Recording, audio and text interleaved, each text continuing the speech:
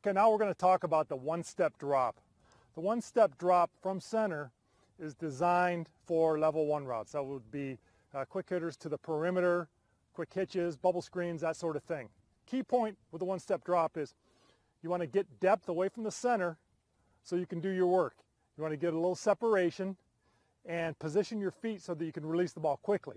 In our set stance under center, where we're in our preset position, we're in our staggered stance, we've got our lower platform loaded up, we're under center. Our first step is we're going to push away with our left foot if you're right-handed. We're going to push away and pivot, and we're going to go directly to an anchor step. It looks like this. We're going to pull the ball up from center into the pre-pass position. We're going to set our anchor foot with our instep pointing directly at our target. Then all we need to do from here is hinge our body and drive it out. So it's pivot, left foot to our anchor. We're going to hinge our body and punch.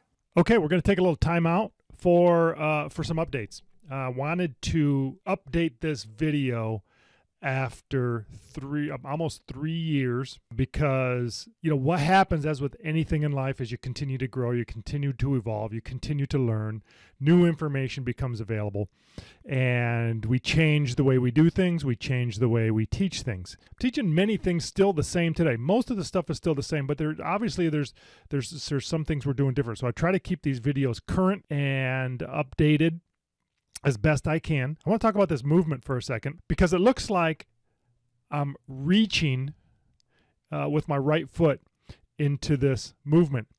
And in reality, it's more of a push step. You don't want to ever land on your anchor step, your final step of your drop, with your foot outside of your hip. As you can see that I'm in this position. You want to push into it. In this case, push into it with the left foot and land with stability with that right foot, that anchor, that foot we're going to create power from, underneath your right butt cheek. Okay, underneath your right butt cheek. If you're going to the left, same thing. You want to push off that left foot and land with the right anchor underneath your right butt cheek for stability. Anytime you're making a rhythm throw. Now, if you're hitching up, you can have that anchor land outside of your hip, outside of your butt cheek, because you're going to hitch back into it and get balance underneath your throw. But if you're making a rhythm throw, you've got to have that right foot underneath your ass cheek when you land. I wanted to give you that little update. Now, there's some really good stuff out there today that came from Sport Core Performance, Darren Slack, National Football Academies. Now I think they're merging with QB Collective. They put out some real good stuff on functional quarterback movement, functional movement strategy. So make sure you watch my video on core functional quarterback movement strategies, because and I recorded that at a camp that I did in Redding, California, because we went through the exercises that I feel are important on learning how to move your body like a quarterback, learning how to move with power, change direction in the air, land with stability, anticipate landing with stability, so that you're in a position to make a quick throw and you're balanced. Okay, a lot of that stuff comes from moving your core first, moving your center core, not reaching, but pushing, snapping the hips, being stable at all times.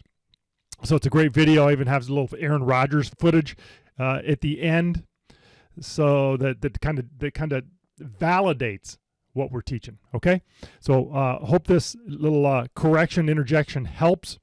And just know that the way I'm demonstrating this for teaching purposes, is valid.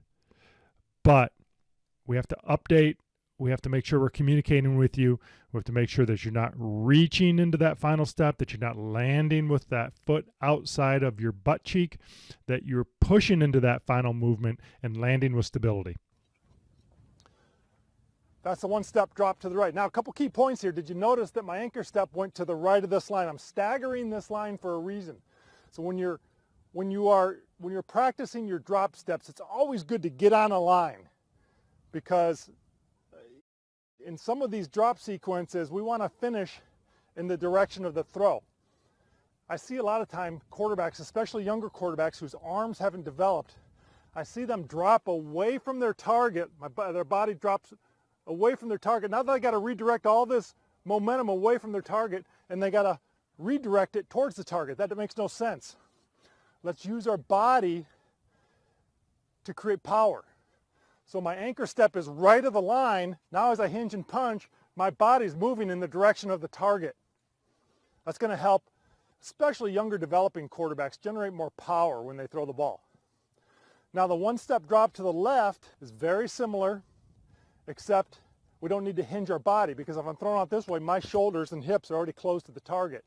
So what we're going to do is we're going to push up our left foot again, and we're going to cross over this line, left of the line.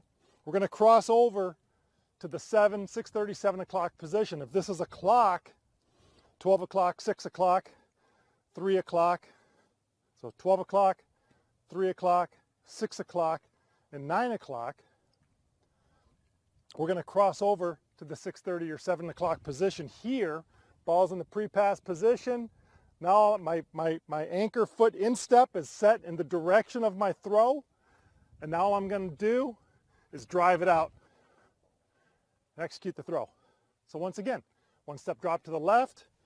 At speed, we're going to cross over with our anchor foot past the midline and drive it out in the direction of our throw. It looks like this. That's the one-step drop.